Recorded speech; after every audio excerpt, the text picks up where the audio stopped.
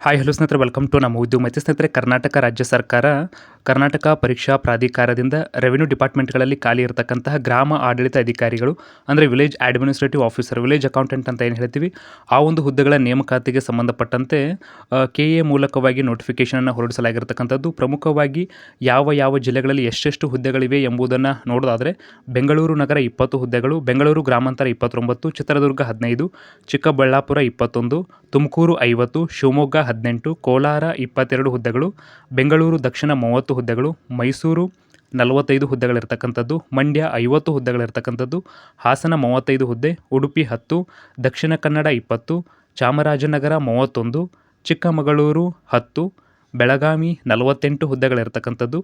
ಅದೇ ರೀತಿಯಾಗಿ ಬಾಗಲಕೋಟೆ ಒಟ್ಟು 16 ಹುದ್ದೆಗಳಿರ್ತಕ್ಕಂಥದ್ದು, ಗದಗ್ 14, ಹಾವೇರಿ 15, ಬೀದರ್ 4 ಮತ್ತು ರಾಯಚೂರು 2, ಒಟ್ಟು 505 ಈ ಒಂದು ವಿಲೇಜ್ ಅಕೌಂಟೆಂಟ್ ರಿಕ್ರೂಟ್ಮೆಂಟಿಗೆ ಸಂಬಂಧಪಟ್ಟಂತೆ ನೋಟಿಫಿಕೇಷನನ್ನು ಹೊರಡಿಸಲಾಗಿರ್ತಕ್ಕಂಥದ್ದು.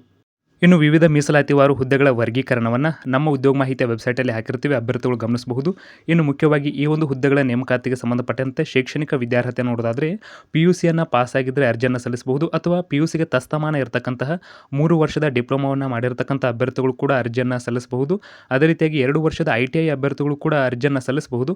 ಆದರೆ ಅವರು PU ಬೋರ್ಡ್ ನಡೆಸ್ತಾ ಇರತಕ್ಕಂತಹ ಅಥವಾ ದೂರ ಶಿಕ್ಷಣದ ಮೂಲಕ ಒಂದು ವಿಷಯದಲ್ಲಿ ಮತ್ತು ಒಂದು ಭಾಷಾ ವಿಷಯದಲ್ಲಿ ಉತ್ತೀರ್ಣತೆಯನ್ನು ಹೊಂದಿದರೆ ಮಾತ್ರ ಅರ್ಜಿಯನ್ನು ಸಲ್ಲಿಸಲಿಕ್ಕೆ ಅವಕಾಶಗಳಿರ್ತಕ್ಕಂಥದ್ದು. ಇನ್ನು ಮುಖ್ಯವಾಗಿ ಈ ಒಂದು ಹುದ್ದೆಗಳ ನೇಮಕಾತಿಗೆ ಸಂಬಂಧಪಟ್ಟಂತೆ ವಯೋಮಿತಿಯನ್ನು ನೋಡೋದಾದರೆ, ಪ್ರಮುಖವಾಗಿ ಕನಿಷ್ಠ 18 ವರ್ಷ ವಯೋಮಿತಿಯನ್ನು ನಿಗದಿಪಡಿಸಲಾಗಿದ್ದು, ಗರಿಷ್ಠ ಸಾಮಾನ್ಯ ಅರ್ಹತೆಯ ಜನರಲ್ ಅಭ್ಯರ್ಥಿಗಳಿಗೆ 40 ವರ್ಷ, ಪ್ರವರ್ಗ 2A 2B 3A 3B ಸೇರಿದ ಅಭ್ಯರ್ಥಿಗಳಿಗೆ 43 ವರ್ಷ, ಇನ್ನು SC ST ಪ್ರವರ್ಗ 1ರ ಅಭ್ಯರ್ಥಿಗಳಿಗೆ 45 ವರ್ಷ ಗರಿಷ್ಠ ವಯೋಮಿತಿಯನ್ನು ನಿಗದಿಪಡಿಸಲಾಗಿದ್ದು, ಇದರ ಜೊತೆಗೆ ಮಾಜಿ ಸೈನಿಕ ಅಭ್ಯರ್ಥಿಗಳಿಗೆ ಏಜ್ ರಿಲ್ಯಾಕ್ಸೇಷನ್ ಕೂಡ ಇರತಕ್ಕಂಥದ್ದನ್ನು ಸ್ಪಷ್ಟವಾಗಿ ಗಮನಿಸಬಹುದು. ಮತ್ತು ಫಿಸಿಕಲಿ ಹ್ಯಾಂಡಿಕ್ಯಾಪ್ ಅಭ್ಯರ್ಥಿಗಳು ಕೂಡ 10 ವರ್ಷಗಳ ಏಜ್ ರಿಲ್ಯಾಕ್ಸೇಷನ್ಸ್ ಇರತಕ್ಕಂಥದ್ದು. ಇನ್ನು ಮುಖ್ಯವಾಗಿ ಸ್ನೇಹಿತರೆ, ಈ ಒಂದು ಹುದ್ದೆಗಳ ನೇಮಕಾತಿಗೆ ಸಂಬಂಧಪಟ್ಟಂತೆ ಆನ್ಲೈನ್ ಮೂಲಕ ಅರ್ಜಿಯನ್ನು ಸಲ್ಲಿಸಬೇಕಾಗುತ್ತೆ. ಒಬ್ಬ ಅಭ್ಯರ್ಥಿಯು ಒಂದು ಜಿಲ್ಲೆಗೆ ಮಾತ್ರ ಅರ್ಜಿಯನ್ನು ಸಲ್ಲಿಸಬೇಕಾಗುತ್ತೆ. ಒಂದಕ್ಕಿಂತ ಹೆಚ್ಚು ಜಿಲ್ಲೆಗೆ ಅರ್ಜಿ ಸಲ್ಲಿಸಲು ಅವಕಾಶ ಇರೋದಿಲ್ಲ. ಮತ್ತು ನೀವು ಫೈನಲ್ ಸಬ್ಮಿಟ್ ಕೊಡುವುದಕ್ಕಿಂತ ಮುಂಚೆ ಅರ್ಜಿಯನ್ನು ಸರಿಯಾಗಿ ತುಂಬಿ ಫೈನಲ್ ಸಬ್ಮಿಟ್ ಕೊಡಬೇಕಾಗುತ್ತೆ. ಯಾಕೆಂದರೆ ಯಾವುದೇ ರೀತಿಯಾಗಿರ್ತಕ್ಕಂಥ ಎಡಿಟ್ ಆಪ್ಷನ್ ಇರುವುದಿಲ್ಲ. ಇನ್ನು ಆನ್ಲೈನ್ ಅರ್ಜಿ ಸಲ್ಲಿಸುವ ವೇಳಾಪಟ್ಟಿ ಕುರಿತು ನೋಡೋದಾದರೆ, ಆನ್ಲೈನ್ ಮೂಲಕ ಅರ್ಜಿಯನ್ನು ಸಲ್ಲಿಸಲು ಪ್ರಾರಂಭದ ದಿನಾಂಕ 11 ಜುಲೈ 2026 ಮತ್ತು ಕೊನೆಯ ದಿನಾಂಕ 30 ಜುಲೈ 2026. ಇನ್ನು ಅದೇ ರೀತಿಯಾಗಿ ಅರ್ಜಿ ಶುಲ್ಕವನ್ನು ಪಾವತಿ ಮಾಡಲಿಕ್ಕೆ ಕೊನೆಯ ದಿನಾಂಕ 31 ಜುಲೈ 2026. ಇನ್ನು ಈ ಒಂದು ಹುದ್ದೆಗಳ ನೇಮಕಾತಿಗೆ ಸಂಬಂಧಪಟ್ಟಂತೆ 2 ವರ್ಷಗಳ ಪ್ರೊಬೇಷನರಿ ಪೀರಿಯಡ್ ಇರತಕ್ಕಂಥದ್ದು. ವೇತನ ಶ್ರೇಣಿ ನೋಡೋದಾದರೆ 34,100ರಿಂದ 67,000ವರೆಗೂ ಉತ್ತಮವಾದ ವೇತನ ಶ್ರೇಣಿಯನ್ನು ನಿಗದಿಪಡಿಸಲಾಗಿರ್ತಕ್ಕಂಥದ್ದು. ಇನ್ನು ಆನ್ಲೈನ್ ಮೂಲಕ ಮಾತ್ರ ಅರ್ಜಿ ಶುಲ್ಕವನ್ನು ಪಾವತಿ ಮಾಡಬೇಕಾಗತ್ತೆ. ಪ್ರಮುಖವಾಗಿ ಅರ್ಜಿ ಶುಲ್ಕದ ವಿವರವನ್ನು ನೋಡೋದಾದರೆ, ಸಾಮಾನ್ಯ ಅರ್ಹತೆ ಮತ್ತು ಪ್ರವರ್ಗ 2A 2B 3A 3B ಸೇರಿದ ಅಭ್ಯರ್ಥಿಗಳು 750 ರೂಪಾಯಿ ಅರ್ಜಿ ಶುಲ್ಕವನ್ನು ಪಾವತಿ ಮಾಡಬೇಕಾಗತ್ತೆ. ಇನ್ನು SC ST ಮತ್ತು ಪ್ರವರ್ಗ 1 ಮಾಜಿ ಸೈನಿಕ ತೃತೀಯ ಲಿಂಗದ ಅಭ್ಯರ್ಥಿಗಳು 500 ರೂಪಾಯಿ ಅರ್ಜಿ ಶುಲ್ಕವನ್ನು ಪಾವತಿ ಮಾಡಬೇಕಾಗತ್ತೆ. ಇನ್ನು ಫಿಸಿಕಲಿ ಹ್ಯಾಂಡಿಕ್ಯಾಪ್ ಅಭ್ಯರ್ಥಿಗಳು 250 ರೂಪಾಯಿ ಪ್ರಕ್ರಿಯಾ ಶುಲ್ಕ ಅಂದರೆ ಪ್ರೊಸೆಸಿಂಗ್ ಫೀಸನ್ನು ಮಾತ್ರ ಕಟ್ಟಬೇಕಾಗತ್ತೆ. ಒಮ್ಮೆ ಅರ್ಜಿ ಶುಲ್ಕವನ್ನು ಪಾವತಿಸಿದ ನಂತರ ಹಿಂತಿರುಗಿಸಲಾಗುವುದಿಲ್ಲ ಎಂಬುದನ್ನು ಕೂಡ ಸ್ಪಷ್ಟವಾಗಿ ನೀಡಲಾಗಿದೆ. ಇನ್ನು ಮುಖ್ಯವಾಗಿ ಪರೀಕ್ಷಾ ದಿನಾಂಕಗಳನ್ನು ಕೂಡ ನೋಟಿಫಿಕೇಷನಲ್ಲಿ ಸ್ಪಷ್ಟವಾಗಿ ನೀಡಲಾಗಿದೆ. ಕಡ್ಡಾಯ ಕನ್ನಡ ಭಾಷಾ ಪರೀಕ್ಷೆ ದಿನಾಂಕವನ್ನು ನಂತರದಲ್ಲಿ ತಿಳಿಸಲಾಗುತ್ತೆ ಎಂಬುದನ್ನು ಸ್ಪಷ್ಟವಾಗಿ ಇಲ್ಲಿ ನೀಡಲಾಗಿದೆ. ಪತ್ರಿಕೆ 1 ದಿನಾಂಕ 4 ಅಕ್ಟೋಬರ್ 2026 ಬೆಳಗ್ಗೆ 10:30ರಿಂದ 12:30ರವರೆಗೆ ನಡೆಸಲಾಗುತ್ತೆ. ಮತ್ತು ಪತ್ರಿಕೆ 2 ಅದೇ ದಿನ ಮಧ್ಯಾಹ್ನ 2:30ರಿಂದ 4:30ರವರೆಗೆ ನಡೆಸಲಾಗುತ್ತೆ ಎಂಬುದನ್ನು ಸ್ಪಷ್ಟವಾಗಿ ನೀಡಲಾಗಿದೆ. ಅಂದರೆ ಅಕ್ಟೋಬರ್ 4ನೇ ತಾರೀಕು ಈ ಒಂದು ಗ್ರಾಮ ಆಡಳಿತ ಅಧಿಕಾರಿ ಹುದ್ದೆಗಳ ನೇಮಕಾತಿಗೆ ಸಂಬಂಧಪಟ್ಟಂತೆ ಸ್ಪರ್ಧಾತ್ಮಕ ಪರೀಕ್ಷೆ ನಡೆಯಲಿದೆ. ಇದು OMR ಮಾದರಿಯಲ್ಲಿ ಇರತಕ್ಕಂಥದ್ದು. ಯಾವುದೇ ರೀತಿಯಾಗಿರ್ತಕ್ಕಂಥ ಕಂಪ್ಯೂಟರ್ ಬೇಸ್ಡ್ ಎಕ್ಸಾಮಿನೇಷನ್ ಟೆಸ್ಟ್ ಇರೋದಿಲ್ಲ.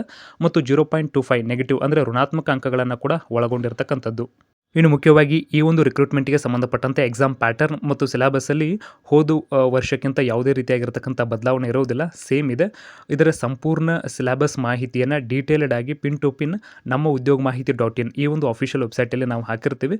ಸೊ ಅಭ್ಯರ್ಥಿಗಳು ಅಲ್ಲಿ ನೋಡ್ಕೊಳ್ಬಹುದು. ಮತ್ತು ನೋಟಿಫಿಕೇಷನಲ್ಲಿ ಕೂಡ ಸ್ಪಷ್ಟವಾಗಿ ನೀಡಿದ್ದಾರೆ. ಪ್ರಚಲಿತ ಘಟನೆಗಳು ಮತ್ತು ಭಾರತೀಯ ಸಂವಿಧಾನ, ಸಾಮಾನ್ಯ ವಿಜ್ಞಾನದ ವಿಷಯಗಳು, ಭಾರತದ ಇತಿಹಾಸ, ಅದರಲ್ಲಿ ಕರ್ನಾಟಕದ ಇತಿಹಾಸ, ಭೂಗೋಳಶಾಸ್ತ್ರ, ಅದೇ ರೀತಿಯಾಗಿ ರಾಜ್ಯ ಮತ್ತು ಪ್ರಾದೇಶಿಕ ಆಡಳಿತ ಆಡಳಿತದ ಕುರಿತು ವಿಷಯಗಳಾಗಿರಬಹುದು ಮತ್ತು ಪಂಚಾಯತ್ ರಾಜ್ ಆಗಿರಬಹುದು, ಸಹಕಾರ ಆಗಿರಬಹುದು, ಲ್ಯಾಂಡ್ ರಿಫಾರ್ಮ್ಸ್ಗಳಾಗಿರಬಹುದು, ಕರ್ನಾಟಕದ ಪರಿಸರ ಸಂಬಂಧಿ ಸಮಸ್ಯೆಗಳಾಗಿರಬಹುದು ಮತ್ತು ಗೌರ್ಮೆಂಟ್ ಸ್ಕೀಮ್ಸ್ಗಳಾಗಿರಬಹುದು, ಬಜೆಟ್ ಮತ್ತು ಎಕನಾಮಿಕ್ ಸರ್ವೆ ಕರ್ನಾಟಕಕ್ಕೆ ಸಂಬಂಧಪಟ್ಟಂತೆ ಇರುತ್ತೆ.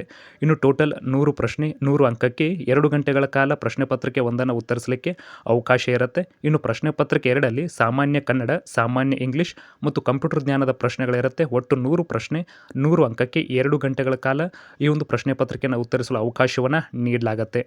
ಇನ್ನು ಮುಖ್ಯವಾಗಿ ಈ ಒಂದು ಸ್ಪರ್ಧಾತ್ಮಕ ಪರೀಕ್ಷೆಗೆ ಸಂಬಂಧಪಟ್ಟಂತೆ ನೀವು ಅರ್ಹತೆಯನ್ನು ಪಡಿಬೇಕಾದ್ರೆ ಕನಿಷ್ಠ 35% ನೀವು ಅಂಕವನ್ನು ಗಳಿಸಲೇಬೇಕಾಗತ್ತೆ. ಅಂದರೆ ಮಾತ್ರ ನೀವು ಅರ್ಹತೆಯನ್ನು ಪಡಿತೀರಿ. ಅಂದರೆ ಮುಖ್ಯವಾಗಿ ಈ ಕೆಲವೊಂದು ಮೀಸಲಾತಿಗೆ ಸಂಬಂಧಪಟ್ಟಂತೆ ಅಷ್ಟೊಂದು ಕಾಂಪಿಟೇಷನ್ ಇಲ್ಲ. ಅಂದರೆ ನೀವು 60-65 ಅಂಕವನ್ನು ಪಡೆದ್ರೆ ಯಾರೂ ಇಲ್ಲ ಅಂದರೂ ಕೂಡ ನೀವು ಸೆಲೆಕ್ಟ್ ಆಗಲ್ಲ. ಬಿಕಾಸ್ ನೀವು 35% ಅಂಕವನ್ನು ಗಳಿಸಲೇಬೇಕಾಗತ್ತೆ. ಅಂದರೆ 70ಕ್ಕಿಂತ ಹೆಚ್ಚಿದ್ದಲ್ಲಿ ಮಾತ್ರ ನೀವು ಈ ಒಂದು ರ್ಯಾಂಕ್ ಲಿಸ್ಟ್ಗೆ ಸಂಬಂಧಪಟ್ಟಂತೆ ಅರ್ಹತೆಯನ್ನು ಹೊಂದಿರ್ತೀರಿ. ಇನ್ನು ಅಭ್ಯರ್ಥಿಗಳು ವಿವಿಧ ಮೀಸಲಾತಿಯನ್ನು ಕೋರಿ ಕೂಡ ಅರ್ಜಿಯನ್ನು ಸಲ್ಲಿಸಬಹುದು. ಮೀಸಲಾತಿಗೆ ಸಂಬಂಧಪಟ್ಟಂಥ ಹುದ್ದೆಗಳ ವರ್ಗೀಕರಣವನ್ನು ಕೂಡ PDF ನೀಡಲಾಗಿದ್ದು ಅಭ್ಯರ್ಥಿಗಳು ನೋಡ್ಕೊಳ್ಬಹುದು. ಪ್ರಮುಖವಾಗಿ ನಮ್ಮ ಉದ್ಯೋಗ ಮಾಹಿತಿ .in ಈ ಒಂದು ವೆಬ್ಸೈಟಿಗೆ ಭೇಟಿ ನೀಡೋದರ ಮೂಲಕವಾಗಿ ಹೆಚ್ಚಿನ ಮಾಹಿತಿಯನ್ನು ಪಡೆಯಬಹುದಾಗಿರ್ತಕ್ಕಂಥದ್ದು. ಇನ್ನು ಮುಖ್ಯವಾಗಿ ಸ್ನೇಹಿತರೆ, ಈ ಒಂದು ಹುದ್ದೆಗಳ ನೇಮಕಾತಿಗೆ ಸಂಬಂಧಪಟ್ಟಂತೆ ಕಡ್ಡಾಯ ಕನ್ನಡ ಭಾಷಾ ಪರೀಕ್ಷೆಗೆ ಸಂಬಂಧಪಟ್ಟಂತೆ ನೋಡೋದಾದರೆ ಈ ಒಂದು ಕಡ್ಡಾಯ ಕನ್ನಡ ಭಾಷಾ ಪರೀಕ್ಷೆನ ಈಗಾಗಲೇ 10th ಮತ್ತು PUCಯಲ್ಲಿ ನೀವು ಕನ್ನಡವನ್ನು ಪ್ರಥಮ ಭಾಷೆಗೆ ಅಥವಾ ದ್ವಿತೀಯ ಭಾಷೆಯಾಗಿ ಓದಿದರೆ ಮತ್ತೆ ಬರೆಯುವ ಅವಶ್ಯಕತೆ ಇರುವುದಿಲ್ಲ. ಯಾರು ಕನ್ನಡವನ್ನು ಓದಿರುವುದಿಲ್ಲ ಮತ್ತು KPSC ಮತ್ತು KA ನಡೆಸ್ತಾ ಇರತಕ್ಕಂತಹ ಕಡ್ಡಾಯ ಕನ್ನಡ ಭಾಷಾ ಪರೀಕ್ಷೆಯಲ್ಲಿ ಉತ್ತೀರ್ಣ ಆಗಿರುವುದಿಲ್ಲ, ಅವರು ಮಾತ್ರ ಕಡ್ಡಾಯ ಕನ್ನಡ ಭಾಷಾ ಪರೀಕ್ಷೆಯನ್ನು ಬರೆಯಬೇಕಾಗತ್ತೆ. ಮುಖ್ಯವಾಗಿ ಅಭ್ಯರ್ಥಿಗಳು ತಮ್ಮ SSLC ಮತ್ತು PUCಯಲ್ಲಿ ಕನ್ನಡವನ್ನು ಓದಿದರೆ ಮತ್ತು ಕನ್ನಡ ಭಾಷಾ ಪರೀಕ್ಷೆಯನ್ನು ಈಗಾಗಲೇ ಉತ್ತೀರ್ಣತೆಯನ್ನು ಹೊಂದಿದರೆ ಮತ್ತೆ ಬರೆಯುವ ಅವಕಾಶ ಇರೋದಿಲ್ಲ. ಸ್ಪಷ್ಟವಾಗಿಯೂ ಈ ಒಂದು ಹುದ್ದೆಗಳ ನೇಮಕಾತಿಗೆ ಸಂಬಂಧಪಟ್ಟಂತೆ ಯಾವುದಾದ್ರೂ ಡೌಟ್ಸ್ ಇದ್ದರೂ ಕೂಡ ಕೆಳಗಿನ ಕಾಮೆಂಟ್ ಸೆಕ್ಷನಲ್ಲಿ ಕಮೆಂಟ್ ಮಾಡಿ ಕ್ಲಾರಿಫಿಕೇಷನನ್ನು ಪಡೆಯಬಹುದು. ಸಿಗೋಣ ಮತ್ತೊಂದು ಪ್ರಮುಖ ವಿಡಿಯೋದೊಂದಿಗೆ. ಧನ್ಯವಾದಗಳು.